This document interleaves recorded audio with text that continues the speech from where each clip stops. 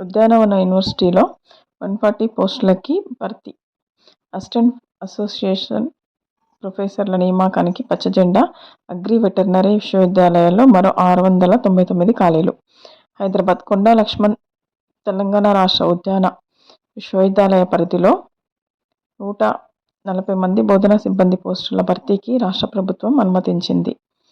79 మంది అసిస్టెంట్ ప్రొఫెసర్లు, 44 అసోసియేట్లు, 17 మంది ప్రొఫెసర్ల పోస్టుల నియామకాలకు వెంటనే చేపట్టాలని ఆదేశించింది. దీనికి అనుగుణంగా ఉద్యానవన యూనివర్సిటీ సన్నాహాలు ప్రారంభించింది. వర్సిటీ ఉపకులపతి రాజిరెడ్డి ఖాళీల వివరాలతో పాటు భర్తీ అవసరాలను వివరిస్తూ ప్రభుత్వానికి ప్రతిపాదనలు పంపారు. వ్యవసాయ మంత్రి తుమ్మల నాగేశ్వరరావు వీటిని సీఎం దృష్టికి తీసుకెళ్లగా ఆయన ఆమోదముద్ర వేశారు. మరోవైపు ఆచార్య జయశంకర్ తెలంగాణ రాష్ట్ర వ్యవసాయ విశ్వవిద్యాలయం పరిధిలో మొత్తం 450 ఖాళీలున్నాయి.